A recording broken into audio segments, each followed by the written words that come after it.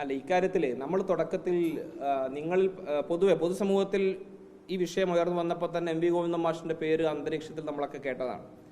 അതൊന്നുകൂടെ ബലപ്പെടുന്ന പല സംഭവങ്ങളും ഇതിനിടയിൽ ഉണ്ടായിട്ടുണ്ട്. നമുക്കൊക്കെ അറിയാം, നിങ്ങളൊക്കെ കണ്ടതാണ്.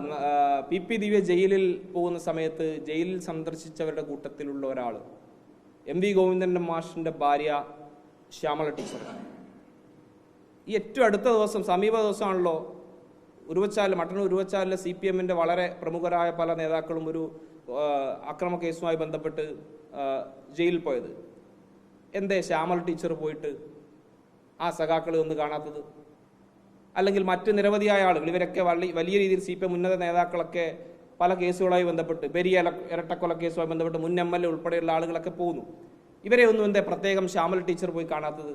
എന്തുകൊണ്ട് PP ദിവ്യയെ ശ്യാമള ടീച്ചർ ഉൾപ്പെടെയുള്ള ആളുകൾ ജയിലിൽ പോയി കണ്ടു?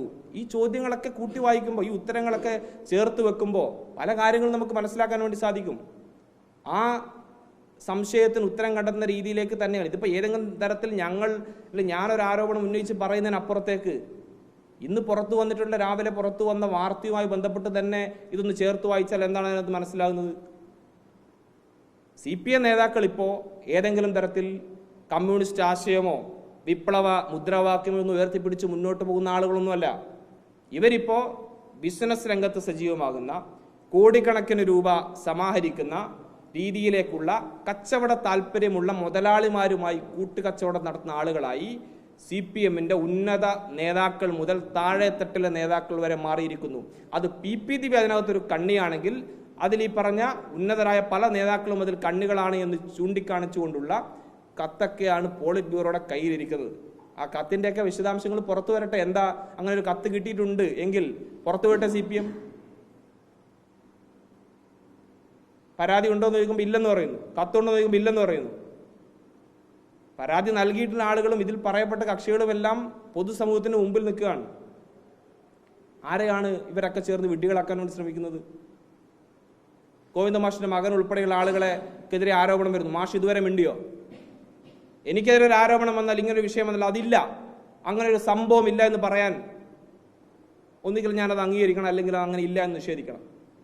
ഈ പറയപ്പെട്ട ഉയർന്നു വന്ന പരാതിയിന്മേൽ ഒരു അക്ഷരം മിണ്ടാൻ CPM-ന്റെ ഏതെങ്കിലും ഉത്തരവാദിത്തപ്പെട്ട നേതാക്കന്മാർ ഈ സമയം വരെ തയ്യാറായോ? പാർട്ടിയുടെ സംസ്ഥാന സെക്രട്ടറി ഉൾപ്പെടെയുള്ള ആളുകളെ പ്രതിക്കൂട്ടിൽ നിർത്തി, അദ്ദേഹത്തിന്റെ കുടുംബാംഗമായ മകനെതിരെ ഉൾപ്പെടെ പ്രതിക്കൂട്ടിൽ നിർത്തി, ഗുരുതരമായ ഒരു വിഷയം പുറത്തു വന്നിട്ട്, ഒരു വാർത്ത വന്നിട്ട്, ഒരു പരാതിക്കാരൻ ഉൾപ്പെടെ മാധ്യമങ്ങളുടെ മുന്നിൽ രംഗത്ത് വന്നിട്ട് അത്ഭുതം തോന്നുകയാണ്. ആ പരാതിക്കാരൻ പറയുന്ന മറ്റൊരു ഗൗരവമുള്ളൊരു വിഷയം കൂടെ ഉണ്ട്. ഈ പറയപ്പെട്ട ഗോവിന്ദ മാഷിന്റെ മകൻ ശ്യാംജിത്തിനെ ഭീഷണിപ്പെടുത്തിയിട്ടുണ്ടാകാമെന്ന് പറയുന്നത്. അങ്ങനെ ഭീഷണിപ്പെടുത്താൻ, ശ്യാംജിത്തിനെ ഭീഷണിപ്പെടുത്തി പോളിറ്റ് ബ്യൂറോക്ക് ലഭിച്ചൊരു പരാതി കൈക്കലാക്കാൻ മാത്രം എന്ത് കാര്യമാണ് ഈ പറയപ്പെട്ട വ്യക്തിയുടെ കയ്യിലുള്ളത് എന്നൊക്കെ ഒന്ന് അന്വേഷിക്കണ്ടേ? എന്തെങ്കിലും കാര്യത്തിൽ മറുപടി ഉണ്ടോ CPM-ന്?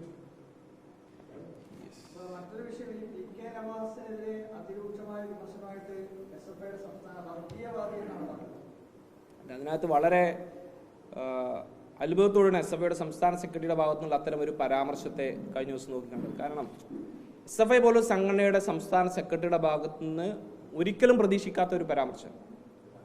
ഒരു സർട്ടിഫൈഡ് വർഗീയവാദിയെ പോലെയാണ് SFI സംസ്ഥാന സെക്രട്ടറി PS സഞ്ജീവ് ആ വിഷയത്തിലൊരു പ്രതികരണം നടത്തിയത്.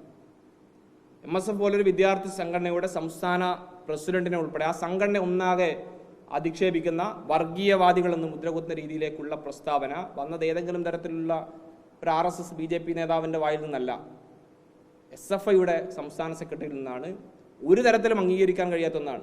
അത് കേട്ട് ഈ PS സഞ്ജീവിൻ്റെ പ്രസ്താവന കേട്ട്, പ്രസംഗം കേട്ട് തൊട്ട് പിന്നാലെ ചാടി ഉണർന്നത് ശശികല ടീച്ചറാണ്. ശശികല ടീച്ചർ മറ്റേ പഴയ പട്ടണപ്രവേശം സിനിമയിൽ ശ്രീനിവാസനും തിലകനും പറഞ്ഞതുപോലെ, ചേട്ടാ ഞങ്ങൾ രണ്ടുപേരും പറയുന്നത് ഞങ്ങൾ രണ്ടുപേരുടെയും സ്വരം ഒരുപോലെ ഉണ്ടല്ലോ എന്ന് പറയുന്ന പോലെയാണ് സഞ്ജീവെ ഞാനും നീയും പറയുന്നത് ഒന്ന് തന്നെയല്ലേ, ഒരേ ശബ്ദത്തിലാണല്ലോ നമ്മൾ സംസാരിക്കുന്നത് എന്ന രീതിയിലേക്ക് വർഗീയ ശക്തികൾക്ക് കൂട്ടുപകരുന്ന, അവരോടൊപ്പം ചേർന്ന് നിന്ന് RSSനേക്കാൾ വലിയ വർഗീയ പ്രചാരകരായി SFI മാറിയതിലുള്ള അങ്ങേയറ്റ പ്രതിഷേധം കൂടെ ഈ അവസരത്തിൽ രേഖപ്പെടുത്താൻ ഉദ്ദേശിക്കുക.